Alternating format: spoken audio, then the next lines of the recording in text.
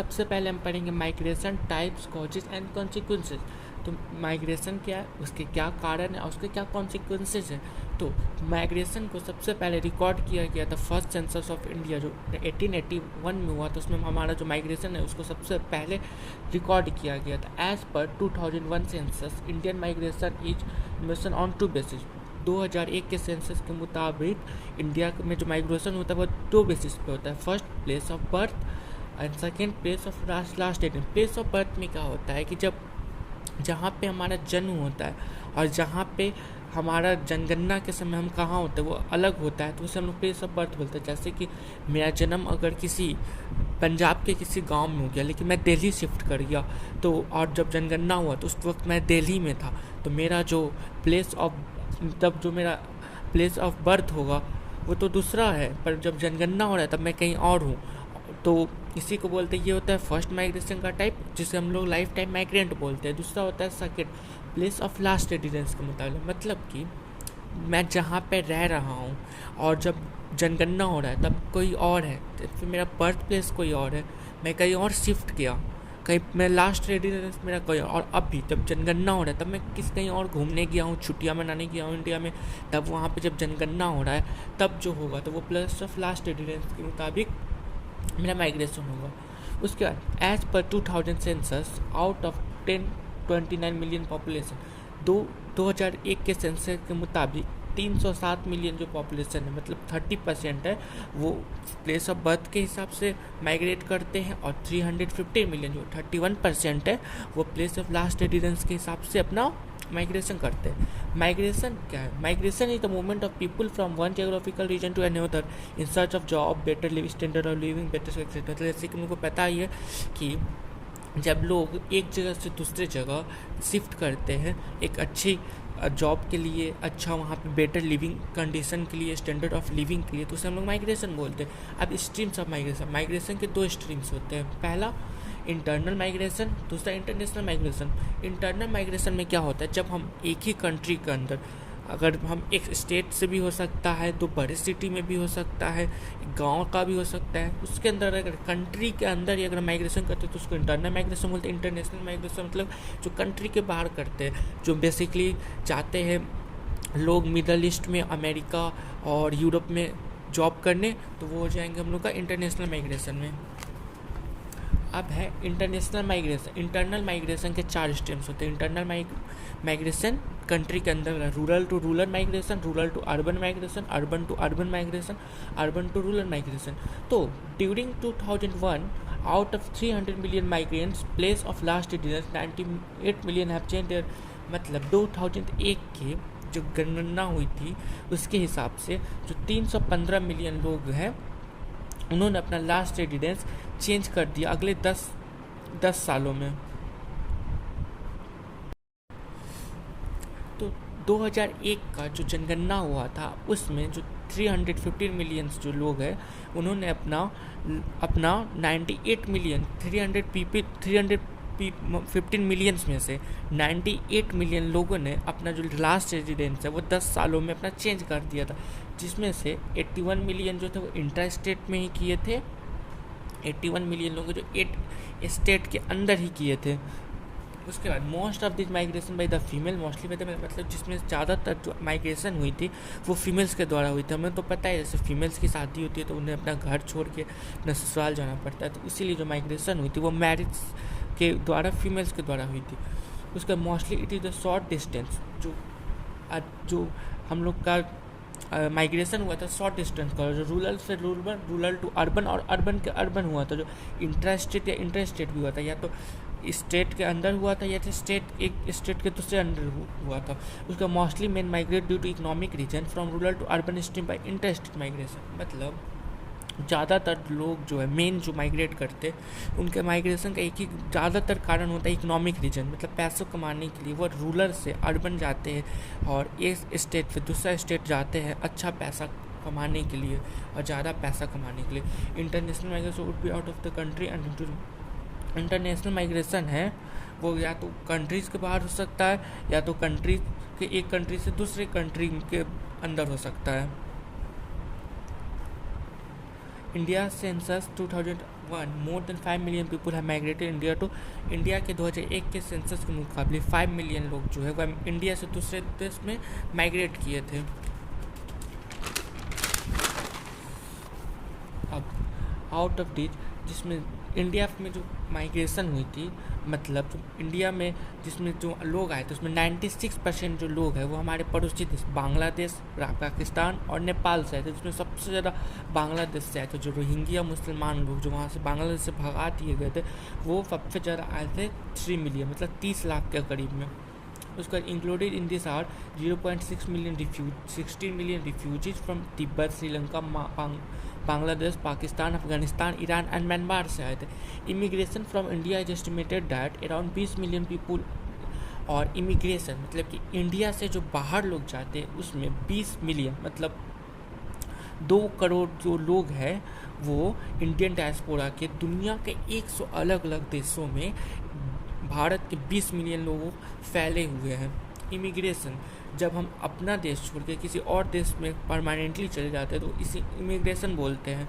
और इमिग्रेशन जिसमें जो कोई दूसरा देश से हमारे देश में आता है उसे इमिग्रेंट बोलते हैं। अगर हम मान लेते इंडिया से अगर हम अमेरिका जा रहे हैं तो इंडिया के लिए हम इमिग्रेंट होंगे, और जो अमेरिका है उसके लिए आई वाला इमिग्रेंट होंगे और इंडिया के लिए इमिग्रेंट होंगे, ई वाला और इमिग्रेंट होंगे आई वाला। ओके, जाने के लिए जब जाते हैं देश छोड़ के तो ई वाला होंगे, आते हैं उस देश में तो आई वाला होंगे। अब spatial variation in migration, spatial मतलब क्या होता है कि एक खास एरिया में जो माइग्रेशन होता है उसे बोलते हैं। तो कुछ स्टेट जैसे कि महाराष्ट्र, दिल्ली, गुजरात, हरियाणा जो है वो सबसे ज़्यादा लोगों को अट्रैक्ट करते हैं। ये और कहाँ से, तो यूपी बिहार से, मतलब इन स्टेट्स के लोग, ये स्टेट्स जो है वो यूपी और बिहार के जो लोगों को अपने तरफ अट्रैक्ट करते हैं अपनी जॉब्स के लिए, बेटर लिविंग कंडीशन के लिए, उनको अच्छी फैसिलिटीज़ दे सकते वर्क करने के लिए जो उन्हें गांव में नहीं मिल पाता और उनको अपने स्टेट में नहीं मिल पाता। जो अब महाराष्ट्र जो है वो सबसे ज़्यादा माइग्रेंट्स को अब्जॉर्ब करता है, मतलब सबसे ज़्यादा माइग्रेंट्स को वो बुलाता है अपनी तरफ, अट्रैक्ट करता है। उसके बाद दिल्ली, गुजरात और हरियाणा। उसके बाद दूसरी तरफ उत्तर प्रदेश में से हर साल 2.6 मिलियन जाते हैं और बिहार से 1.6 मिलियन, सबसे ज़्यादा नेट आउट माइग्रेशन, मतलब कि बिहार से इतने लोग जाते हैं दूसरे स्टेट में माइग्रेशन करके। अब माइग्रेशन के कारण क्या है, तो माइग्रेशन के मेनली 2 कारण में इसको डिवाइड किया गया, पुश फैक्टर और पुल फैक्टर। पुश फैक्टर मतलब कि हमें वहाँ से ढकेल रहा है, जाने के लिए जो मजबूर करता है उसे हम पुश फैक्टर बोलते हैं। और पुल फैक्टर मतलब जो हमें अपनी तरफ अट्रैक्ट करता है उसे पुल फैक्टर करते हैं। पुश फैक्टर का क्या कारण हो सकता है, तो पुश फैक्टर का कारण हो सकता है वहाँ पे अच्छी जॉब अपॉर्चुनिटीज़ नहीं है, वहाँ पे अच्छे स्टैंडर्ड ऑफ लिविंग नहीं है, वहाँ पे ज़्यादा ऑप्शंस नहीं है, एजुकेशन फैसिलिटीज़ नहीं है। अब पुल फैक्टर में इसका वाइस वर्सा हो जाएगा, वहाँ पे ये सब है, तो इसलिए लोग जाना चाहते हैं और वहाँ पे अच्छी लिविंग स्टैंडर्ड के लिए जाते हैं। उसके बाद in India people migrate from rural to urban areas mainly due to poverty, high population, lack of health care. मतलब कि भारत में जो मेनली लोग जो रूरल से अर्बन की तरफ माइग्रेट करते हैं उसमें मेनली उनका कारण होता है गरीबी, ज़्यादा population, lack of health care और education facilities etcetera. Other factor like natural disaster such as flood, मतलब कि दूसरे कारण जो माइग्रेशन के लिए होते हैं, फ्लड, ड्रॉट। अब बेसिक सी बात है, जहाँ पे बहुत सारे नेचुरल डिजास्टर वहाँ पे कोई भी रहना पसंद नहीं करेगा, सब चाहेगा हम एक स्टेबल लैंड पे रहे जहाँ कोई नेचुरल डिजास्टर नहीं हो। वार्स, लोकल कॉन्फ्लिक्ट्स, ये सब जो है वो एक्स्ट्रा पुश करते हैं माइग्रेशन करने के लिए। उसका important pull factor for the rural migrants to urban areas आज, मतलब जो इम्पैक्टर पुल फैक्टर जो लोगों को आकर्षित करता है वो बेटर अपॉर्चुनिटीज है, education, better health facility and sources of entertainment, availability of regular work and high wages. मतलब कि जो लोग जाते हैं उनको वो किस लिए जाते हैं, वहाँ उन्हें क्या मिलता है, तो अच्छी अपॉर्चुनिटी मिलते हैं, अच्छा एजुकेशन मिलता है, अच्छा हेल्थ फैसिलिटीज होती है, ज़्यादा सोर्स होता है, वहाँ पे इंटरटेनमेंट का पार्क होता है, अच्छे अच्छे मल्टीप्लेक्स सिनेमाज होते हैं, मॉल्स होते हैं, शॉपिंग कॉम्प्लेक्स होते हैं, एबिलिटी ऑफ रेगुलर वर्क, वहाँ पे रोज़ वर्क मिलता है और हाई वेजेस मिलता है, वहाँ पे उनकी जो सैलरी होती है वो भी इतनी ज़्यादा ही होती है। अब अब माइग्रेशन के कॉन्सिक्वेंसेस क्या है, माइग्रेशन होने से उसका प्रभाव क्या पड़ता है। तो migration in response to an uneven distribution of opportunities online, migration जो है उसके वजह से एक लैंड पे एक अनइवन डिस्ट्रीब्यूशन होता है अपॉर्चुनिटीज़ का, कहीं पे बहुत ज़्यादा अपॉर्चुनिटीज़ है तो कहीं पे बहुत कम है, और लोग अपॉर्चुनिटीज छोड़ के जाते हैं, जो इधर अपॉर्चुनिटीज है उधर जाते हैं। People tend to move from one place of low opportunity and low safety to the place of high opportunity and better safety, मतलब कि लोग ज़्यादातर टेंड करते जाने का इच्छा करते हैं जहाँ पे लो अपॉर्चुनिटी है, जहाँ पे लो सेफ्टी से, जहाँ पे ज़्यादा हायर अपॉर्चुनिटी और हायर सेफ्टी, जहाँ पे उनको ज़्यादा अपॉर्चुनिटी मिलती है और सुरक्षा भी मिलती है। It create benefit and problem for the area, अब इससे कुछ फ़ायदे भी होते हैं, प्रॉब्लम्स भी होता है उस एरिया के लिए।